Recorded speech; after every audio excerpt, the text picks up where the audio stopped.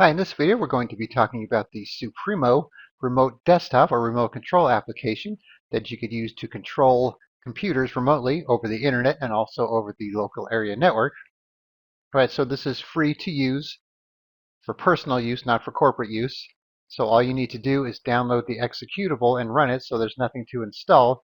So the first time you run it, you're probably going to get a prompt like this asking if you just want to run it or if you want to have it start at system boot for unattended access.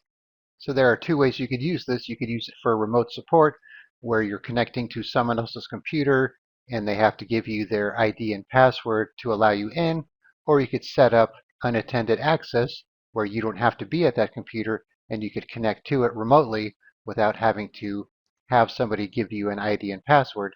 So if you choose this option, you'll put in that password for the unattended access, and then you could go back into the settings and change this later on if you want to do that or disable it. All right, so we have two computers here. So we have this one just configured normally, and then let me hop on the other one. And then we have this one as well, and this one's configured for remote access, and we have it running down here. All right, so first we're going to demonstrate the method where we just connect with a ID and password. So we're going to connect from this one over to the one with the blue desktop. So let's start up the program here. All right, so when you're doing it this way, it has to be running on both computers. So we need to go over to the other computer, start it up, and then get the ID and password so we can connect to it. All right, so let's start it up over here. So you'll need to be an administrator to run it, so we'll say yes. Okay, so we're going to be connecting to this computer from the other computer with the dark mode enabled.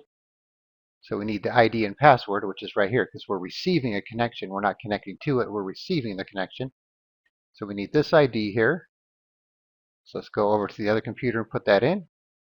All right, then we'll click on connect.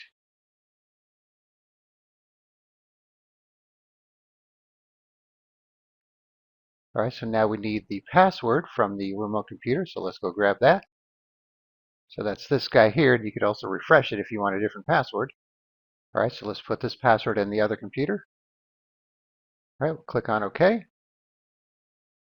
All right, so now we've connected to the other computer, and we have a little notification pop up saying that a remote session has started. So now we're on the remote computer here. All right, you can see we have some options here if you want to do a chat.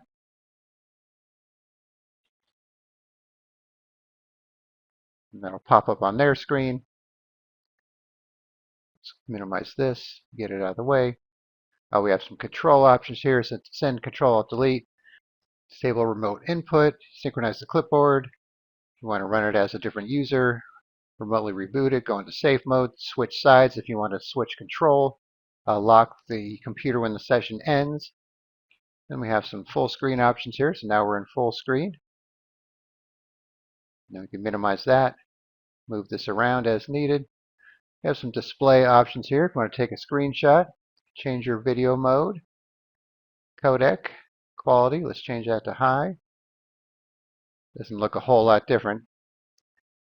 If you want to show the wallpaper, you could do that or hide the wallpaper. So if you have a slow connection, you might want to hide the wallpaper. Select the monitors if there's more than one and change the resolution.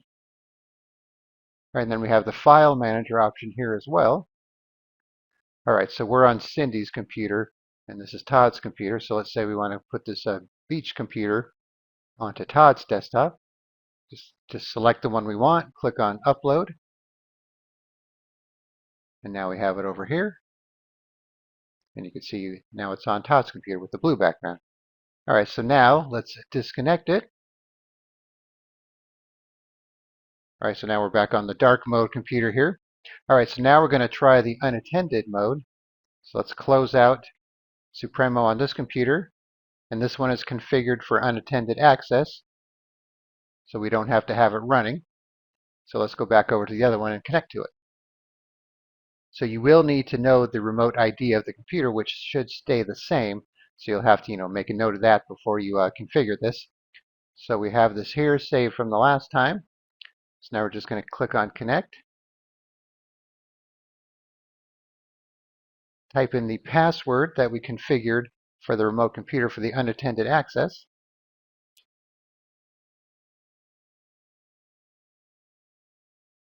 All right, so now you can see we're connected to the other computer.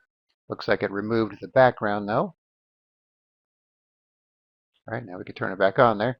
So as you can see, we were able to connect to the other remote computer, which was configured for unattended access, and it doesn't have to be running here, and we use the special password that we configured during the setup process. And then you have all the same options here. All right, so now let's disconnect and check out the options real quick. Okay, we have some tools here. So here's secondary password if you want to set that up for your unattended access. Random password strength if you want to increase that for your remote connections. Enable two-factor authentication. So if you want to set the timing for the user authentication, you could change that. If you want to add some allowed IDs, you could do that. If you click on the question mark here, it'll tell you what each option does here. So if you want to lock it down to specific IDs, you could do that here. And we have some options here. Have it start at boot up. This pulls the computer name from the actual Windows computer name. If you have proxy settings, you could configure them here. And also print options here if you want to be able to print on the remote computer. You can even password protect your configuration if you don't want people coming in and changing that. Here's some options for the professional plan if you sign up for that. Clicking on this will just open the downloads folder on your computer. You can check your reports. This will open the console, but I think that's for the professional plan as well. And then you have some updates. Right, then you have a contacts section here. If you want to configure your contacts, then we have the connection options. So you can see it's pretty simple to use. I do like how you don't have to install anything, and you could just put this executable on your clients or your friends or family's remote computer on their desktop, and they just have to double click it to open it and give you the ID and password, and then you could log in and start helping them. And the file transfer option is nice as well. And you can see down here we have the free option. And if you click on here, you could put in your activation code if you want to upgrade to the professional version. All right, so I'll put a link in the description where you could download Supremo, and then you could try it out for yourself. All right, thanks for watching, and be sure to subscribe.